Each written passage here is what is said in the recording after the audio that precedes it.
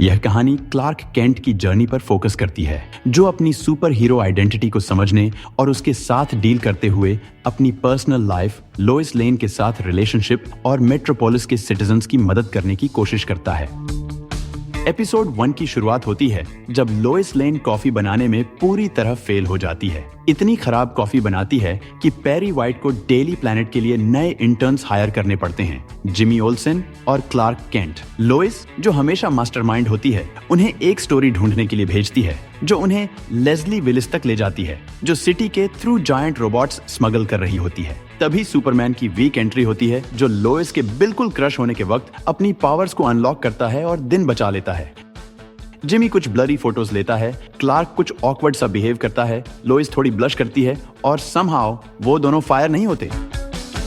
Episode 2 में Lewis अपना नया ऑफिस सेट करती है और सुपरमैन की असली पहचान ढूंढने में ऑब्सेस्ड हो जाती है। इस बीच क्लार्क अपनी यादों में खो जाता है, अपनी ओरिजिन स्टोरी डिस्कवर करता है और अपना super hero starter pack unlock करता है। लेस्ली विलिस वापस आती है, जो अपने बॉस से अपना कॉन्ट्रैक्ट टर्मिनेट करने की कोशिश कर रही होती है, लेकिन सुपरमैन उसे रोक देता है जब वो ज्यादा पावर अप कर लेती है। एक पल के लिए क्लार्क ध्यान हटाता है और लेस्ली को टास्क फोर्स एक्स पकड़ लेती है। थोड़ा ऑकवर्ड होता है, लेकिन जिमी बीच में इंटरप्ट कर देता है। लोइस का ऑब्सेशन सुपरमैन की आइडेंटिटी के साथ बढ़ता जाता है।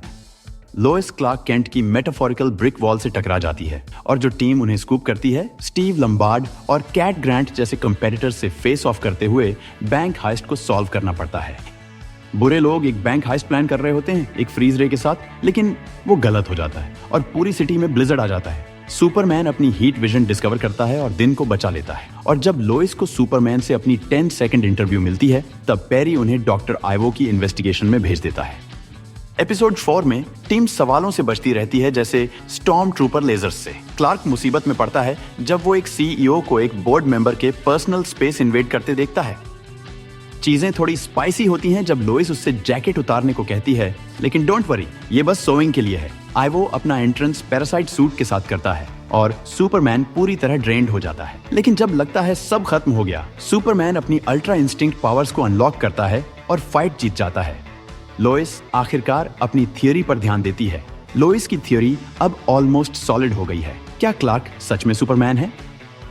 एपिसोड 5 पूरी तरह से लोइस पर है, जो क्लार्क और सुपरमैन के बीच का कनेक्शन प्रूव करना चाहती है। वो बहुत डिटरमिन्ड होती है, लेकिन क्लार्क उसे इजी नहीं बनने देता। वो एक पुलिस रेडियो ढूंढता है और इस पॉइंट पर लोइस अपनी थ्योरी को छुपाने की कोशिश नहीं करती। सिचुएशंस बदलती हैं जब एक नया खतरा, स्लेड विल्सन, सामने आता है। जनरल अपने असैसिन को तुरंत बुलाता है, लेकिन उसके अपने मॉरल्स होते हैं, कुछ लोगों जैसे नहीं। लोइस अपना फाइनल टेस्ट चलाती है और सरप्राइज, वो सही थी। लोइस की डिटर्मिनेशन अपने पीक पर पहुंचती है।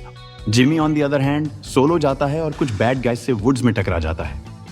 एपिसोड 6 में चीजें और भी इंटेंस हो जाती हैं। पूरा दिन जिमी को गोस्ट करने के बाद टीम उसे एक क्रीपी स्ट्रक्चर में ढूंढती है। वहां वो जिमी को फेस टू फेस देखती है, एक गोरिल्ला और एक ब्रेन से। हाँ, बिल्कुल सही सुना आपने। पता चलता है कि टास्क फोर्स एक्स सुपरमैन और लोइस को एलिमिनेट करना चाहता है, क्योंकि उन्होंने गवर्नमेंट के लिए वेपन्स बनाने से मना कर दिया। इस दौरान रोबोट्स लोइस और क्लार्क का पीछा कर रहे होते हैं और क्लार्क, कहाँ गया उसका शर्ट, वो जिमी को रेस्क्यू करते हैं, जो फाइनली सुपरमैन की सीक्रेट आइडेंटिटी समझ जाता है। और रोबोट्स एक ब्लैक होल में चले जाते हैं, जो एक अल्टरनेट डायमेंशन में ले जाता है। एपिसोड 7 में क्लार्क फाइनली लोइस को डेट पर बुलाता है। दोनों मिलकर परफेक्ट नाइट प्लान करते हैं, लेकिन फिर मिस्टर मैक्स वाइसबी टेलक आता है। ऑफ कोर्स, लोइस को लीग ऑफ लोइस लेन्स में ड्राफ्ट कर लिया जाता है ताकि वो मिस्चीवस इम्प को पकड़ सके, और कहना पड़ेगा वो बहुत रूथलेस होते हैं। थोड़ी केओस के बाद जिमी उनके डेट को इंटरप्ट कर देता है, ये याद दिलाने के लिए कि उनके पास ज्यादा बड़ा काम है। लोइस एक सीक्रेट फाइल चुरा लेती है जिसमें इविल सुपरमैन के बारे में होता है। ड्रामा तो अभी शुरू होना है। एपिसोड 8 में गॉथम गजेट की विकी वेल डेली प्लैनेट आती है सुपरमैन के बारे में लिखने और उसे एक इंसान को ढूंढने जो अपने बिल्ली को ट्री से नीचे उतारने के लिए सुपरमैन से मदद नहीं ले पाया था। सुपरमैन अपनी सुपर हियरिंग का इस्तेमाल करके इंटर गैंग के लास्ट मेंबर को ट्रैक करता है, पर वो सीधा एक ट्रैप में फंस जाता है जो टास्क फोर्स एक्स ने उसके लिए सेट किया था। 0 डे रिवील होता है, एक फेल्ड एलियन इन्वेजन जो एक रेड केप्ड फिगर के द्वारा लीड की गई थी। जैसे टास्क फोर्स एक्स इस एलियन के रिटर्न के लिए प्रिपेयर हो रही होती है, लेस्ली अपनी एस्केप कर लेती है और डॉक्टर आइवो एक गॉडजिला लेवल काइजू बन जाता है। सुपरमैन थोड़ी मदद जिमी के ऑनलाइन पर्सोना फ्लेम बर्ड से लेकर मेट्रोपोलिस को रैली करता है ताकि वो जायंट मॉन्स्टर को हरा सके। इस दौरान जनरल को डिमोट कर दिया जाता है और वॉलर को एक बड़ी प्रमोशन मिलती है।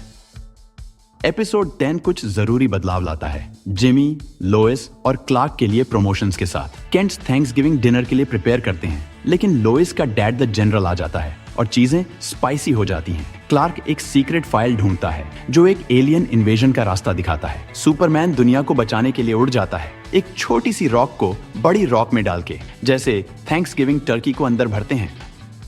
लोइस अपने डैड को कन्विंस कर लेती है कि वो सुपरमैन को मारने से बचा ले और जिमी अपने फ्लेम बर्ड अकाउंट को बेचकर कूल 6 मिलियन कमाता है। और जब लगता है कि सब कुछ खत्म हो गया, सीजन 2 का अनाउंसमेंट होता है।